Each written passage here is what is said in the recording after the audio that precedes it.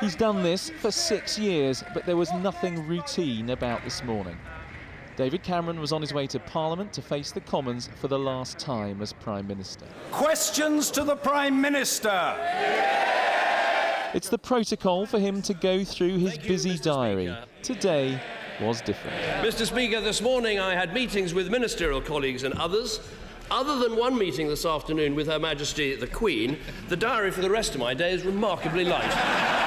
At his side, the woman who's taking over, and he was keen to point something out. When it comes to women Prime Ministers, I'm very pleased to be able to say pretty soon it's going to be 2-0.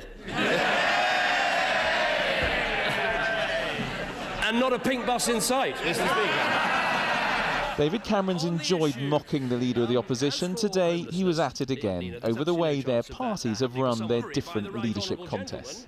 Let's just take the last week. We both have been having these leadership elections. We got on with it. We've had resignation, nomination, competition and coronation. They haven't even decided what the rules are yet. The Labour leader had his own response. The Home Secretary, Mr. Speaker, talking of the economy, the Home Secretary again, she said, many people find themselves exploited by unscrupulous bosses. I can't imagine who she's referring to. Was that an awkward look?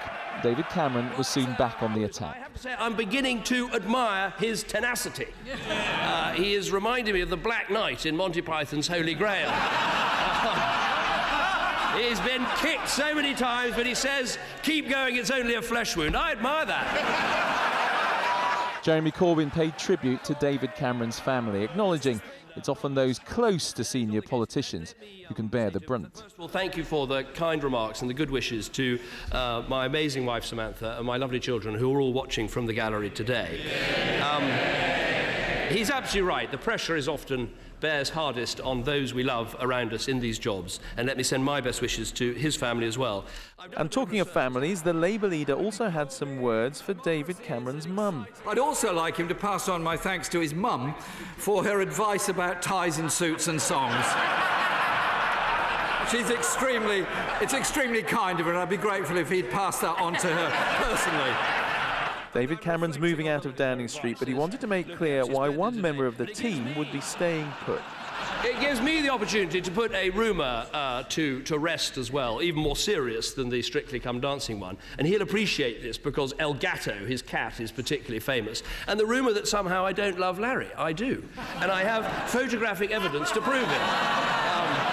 Sadly, I can't take Larry with me. He belongs to the house and the staff love him very much, as do I.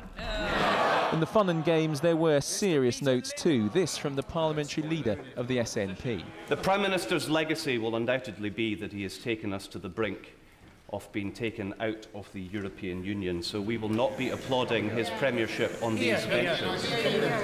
What advice has he given his successor on taking Scotland out of the EU against the wishes of Scottish voters? My advice to my successor, who is a brilliant negotiator, is that we should try to be as close to the European Union as we can be for the benefits of trade, of cooperation and of security. The channel will not get any wider once we leave the European Union, and that is the relationship we should seek. That will be good for the United Kingdom and good for Scotland. David Cameron will continue as an MP, and he urged his 649 colleagues never to lose faith in what they do.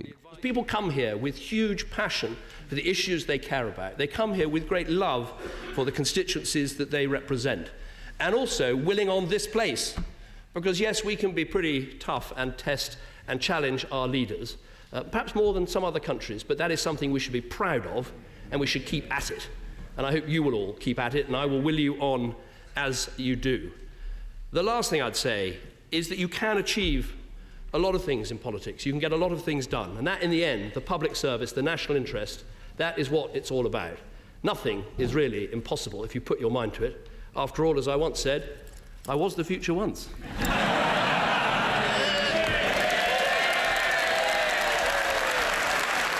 His own MPs roared their approval. Labour clapped politely, the SNP looked on. To be Prime Minister, you have to be able to master this place. He always did, right to the end.